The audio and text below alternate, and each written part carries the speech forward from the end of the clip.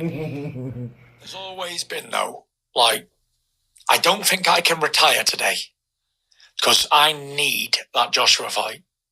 We have been trying to make that fight for years, right? Why do you need that fight?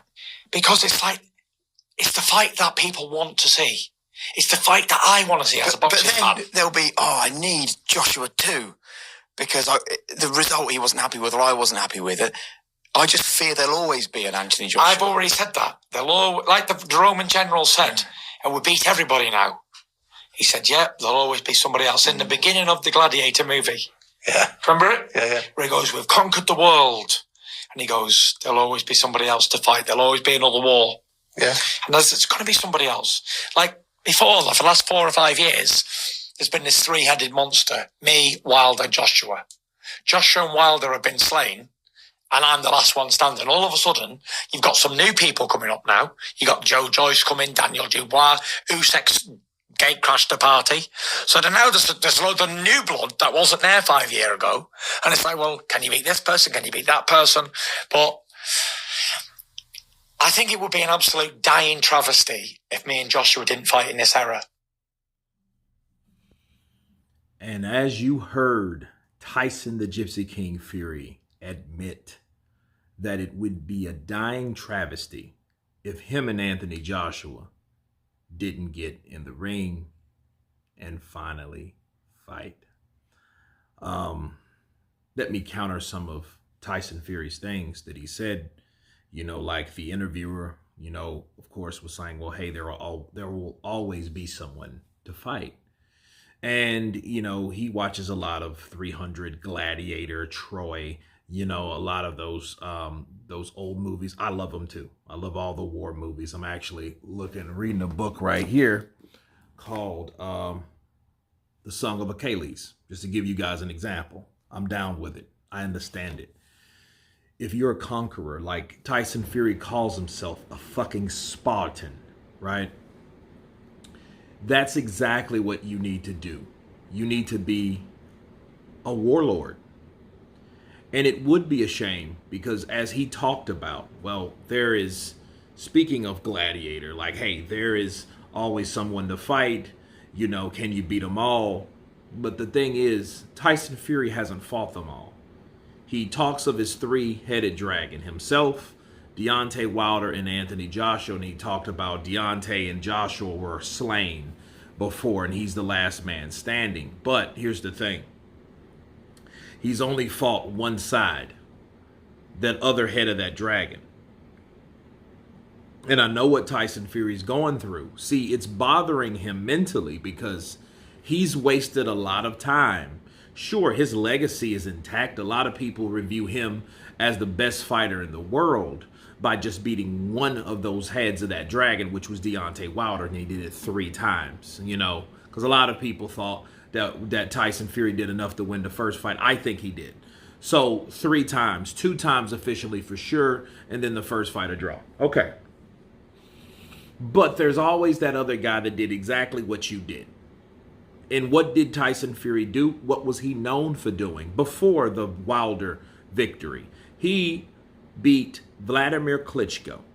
9-year reign came to an end, and he got out of the sport of boxing due to mental illness and an emotional breakdown and all types of other stuff that was going on with him at that time. And then it was like Joshua came along. In my opinion, he fought the guy that Vladimir Klitschko supposed to fight. He's supposed to fight that type of Klitschko. The Klitschko that attacked Joshua. That's what Joshua got. But Joshua got his pound of flesh early. He dropped Klitschko. I seen that fight today. Klitschko knocked him down, and then ultimately he stopped Klitschko in the 11th round. So not only did he do exactly what Tyson Fury did, he took the belt in the meantime.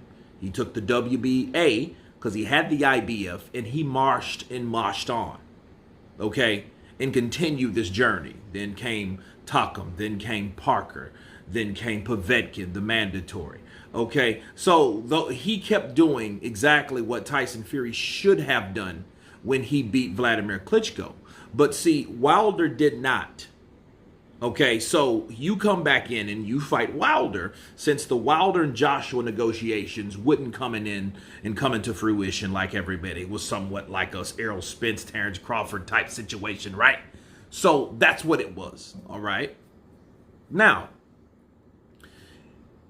Tyson made his legacy off the back of Deontay Wilder, but only Deontay Wilder. Dillian White, sure, but Dillian White by that time was already knocked out by Povetkin, and Povetkin was already beaten by Joshua along by himself. So Joshua already did that. So it wasn't a miraculous victory that Tyson Fury beat Joshua. So this is what's bothering Tyson Fury, I feel. I feel that Tyson Fury is being bothered because he's got in there, or he's not fought a guy that, even though he has 3 losses to his credit now, he hasn't done anything to supersede that particular opponent. You haven't made more money than him. We really don't know if you're that much popular than him. We just know you haven't taken a loss, but we know you haven't fought as much competition as Anthony Joshua, including fighting Anthony Joshua.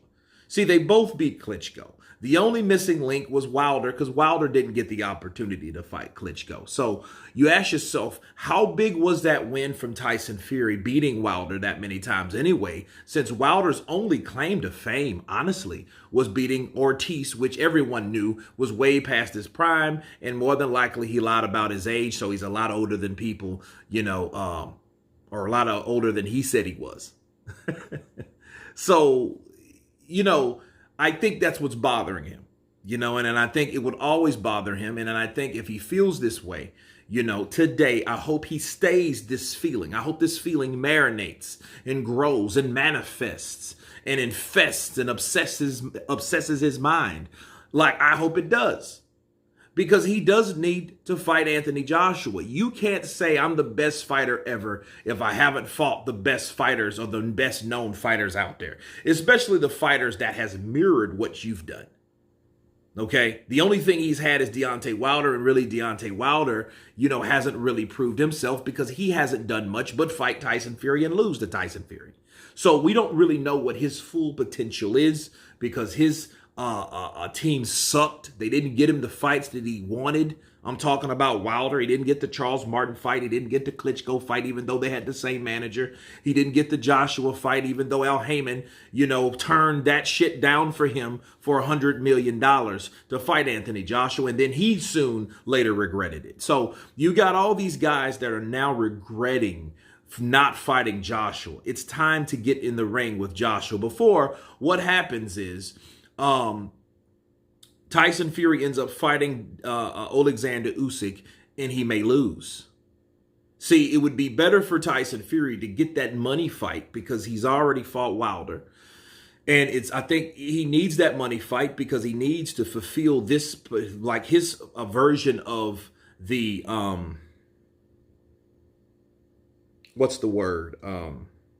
his era of boxers. And Anthony Joshua isn't his era, and he knows that. He may argue you down that Joe Joyce is not and Alexander Usyk is not, but they're both older. I disagree. But if, according to Tyson Fury, the guy in his era that he needs to fight is still Joshua, because Joshua is still unfinished business. Okay, so I think, him beating Anthony Joshua would more or less satisfy him probably for the rest of his career, because Joshua was that guy that he wanted to fight coming back into the sport. See, Wilder was that guy that he called out when he came back after losing 150 pounds or so, right? And he cherry-picked Wilder. Wilder thought he cherry-picked him. Tyson cherry-picked Wilder. So really, how good is that accomplishment of beating Deontay Wilder? The only magnificent thing about him beating Wilder is he beat Wilder like Wilder knocks out other guys. He knocked out Wilder. So that's a great accomplishment coming from a guy that can hit real hard. But is he truly the best? I think Tyson Fury, deep down inside, believes he's a Spartan. I think he allows some business practices and some ego practices as a wall that gets in the way of his own success. Like that time he's supposed to wait it for Joshua, and all of a sudden he's fighting Derek Chisora. It's unnecessary. He didn't need to go there. Hades, no. He didn't need to go and fight Derek Chisora a third time because he knew his mind, his conscience. There was a reason why he called out Anthony Joshua in the first place. Because that first mind, one of those thoughts said, Tyson, you have to fight Anthony Joshua. And if you don't, your legacy and your career will be incomplete. But you guys tell me what you think of Tyson the Gypsy King Fury admitting that it will be a tragedy if he doesn't fight Anthony Joshua this era. Of course, please subscribe. And you guys been Counterpunch. Peace.